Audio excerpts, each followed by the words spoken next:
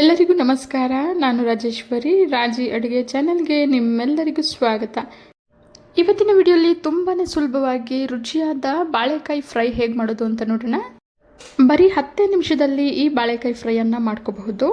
ತಿಳಿಸಾರು ಅಥವಾ ರಸಂ ಮಾಡಿದಾಗ ಸೈಡ್ ಡಿಶ್ ಆಗಿ ಈ ಫ್ರೈಯನ್ನು ಮಾಡ್ಕೋಬಹುದು, ಅಥವಾ ಸಂಜೆ ಹೊತ್ತು ಸ್ನ್ಯಾಕ್ಸ್ ಆಗಿ ಕೂಡ ಈ ಫ್ರೈಯನ್ನು ಮಾಡ್ಕೋಬಹುದು. ಬನ್ನಿ ಈಗ ತಡ ಮಾಡದೆ ಬಾಳೆಕಾಯಿ ಫ್ರೈ ಹೇಗೆ ಮಾಡೋದು ಅಂತ ನೋಡೋಣ. ಈ ಫ್ರೈಯನ್ನು ಮಾಡೋದಕ್ಕೆ ಮೊದಲಿಗೆ ನಾನಿಲ್ಲಿ ಕಡಾಯಿಗೆ 2 ಟೇಬಲ್ ಸ್ಪೂನಷ್ಟು ಎಣ್ಣೆನ ಸೇರಿಸ್ಕೊಂಡಿದ್ದೀನಿ. ಎಣ್ಣೆ ಬಿಸಿ ಆದ ನಂತರ 1/4 ಟೀ ಸ್ಪೂನಷ್ಟು ಸಾಸಿವೆನ ಸೇರಿಸಿ, ಸಾಸಿವೆ ಚಿಟಪಟ ಆದಮೇಲೆ 1/4 ಟೀ ಸ್ಪೂನಷ್ಟು ಜೀರಿಗೆ, ಸ್ವಲ್ಪ ಕರಿಬೇವನ್ನು ಸೇರಿಸ್ಕೊಂಡಿದ್ದೀನಿ.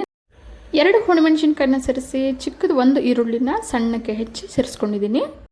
ಈಗ ಮೀಡಿಯಂ ಫ್ಲೇಮಲ್ಲೇ ಈರುಳ್ಳಿನ 2 ನಿಮಿಷ ಫ್ರೈ ಮಾಡ್ಕೊಳ್ಳೋಣ. ಈರುಳ್ಳಿ ಇಷ್ಟು ಫ್ರೈ ಆದರೆ ಸಾಕು. ಈಗ ಇದಕ್ಕೆ 1 ಟೀ ಸ್ಪೂನಷ್ಟು ಶುಂಠಿ ಬೆಳ್ಳುಳ್ಳಿ ಪೇಸ್ಟನ್ನು ಸೇರಿಸ್ಕೊಳ್ತಾ ಇದ್ದೀನಿ. 1/4 ಟೀ ಸ್ಪೂನಷ್ಟು ಅರಿಶಿನ ಪುಡಿಯನ್ನು ಸೇರಿಸಿ ಶುಂಠಿ ಬೆಳ್ಳುಳ್ಳಿಯಲ್ಲಿರೋ ಹಸಿ ವಾಸನೆ ಹೋಗೋವರೆಗೂ ಫ್ರೈ ಮಾಡ್ಕೊಳ್ಳೋಣ.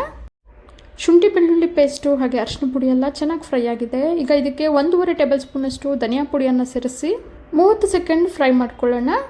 ಧನಿಯಾ ಪುಡಿ ಸ್ವಲ್ಪ ಫ್ರೈ ಆದ ನಂತರ 1 ಕಪ್ಪಷ್ಟು ನೀರನ್ನು ಸೇರಿಸ್ಕೊಳ್ತಾ ಇದ್ದೀನಿ.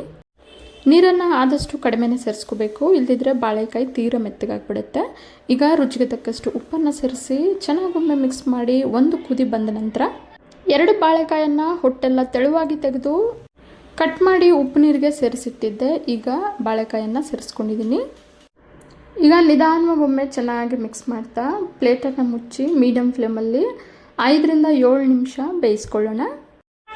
5 ನಿಮಿಷದ ನಂತರ ಪ್ಲೇಟನ್ನು ತೆಗೆದು ನೋಡೋಣ ಬನ್ನಿ. ನೋಡಿ, ಬಾಳೆಕಾಯಿ ಎಲ್ಲ ಚೆನ್ನಾಗಿ ಬೆಂದಿದೆ. 5 ನಿಮಿಷ ಬಾಳೆಕಾಯನ್ನು ಬೇಯಿಸಬೇಕಾದ್ರೆ ಆಗಾಗ ಸೌಟಾಡಿಸ್ತಾ ಬಾಳೆಕಾಯನ್ನು ಬೇಯಿಸ್ಕೋಬೇಕು. ಈಗ ಇದಕ್ಕೆ 1 ಟೀ ಸ್ಪೂನಷ್ಟು ಮೆಣಸು ಪುಡಿಯನ್ನು ಸೇರಿಸ್ಕೊಳ್ತಾ ಇದ್ದೀನಿ. ನಂತರ ಸಣ್ಣಕ್ಕೆ ಹೆಚ್ಚಿರೋ ಕೊತ್ತಂಬರಿಯನ್ನು ಸೇರಿಸ್ಕೊಳ್ತಾ ಇದ್ದೀನಿ. ಮೆಣಸು ಪುಡಿಯನ್ನು ಈ ರೀತಿ ಕೊನೆಯಲ್ಲಿ ಸೇರಿಸೋದ್ರಿಂದ ರುಚಿ ತುಂಬಾ ಚೆನ್ನಾಗಿರುತ್ತೆ.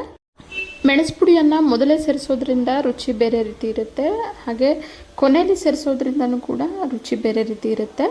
ಮೆಣಸು ಪುಡಿ ಹಾಗೆ ಕೊತ್ತಂಬರಿಯನ್ನು ಸೇರಿಸಿದ ನಂತರ ನಿಧಾನವಾಗಿ ಎಲ್ಲ ಬಾಳೆಕಾಯನ್ನು ತಿರುವಾಗ್ತಾ 2 ನಿಮಿಷ ಫ್ರೈ ಮಾಡ್ಕೊಳ್ಳೋಣ.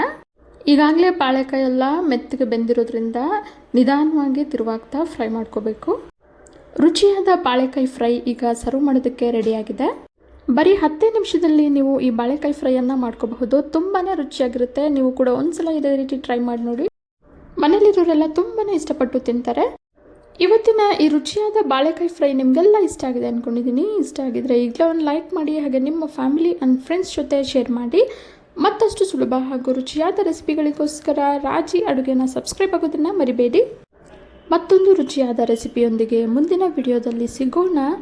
ಧನ್ಯವಾದಗಳು.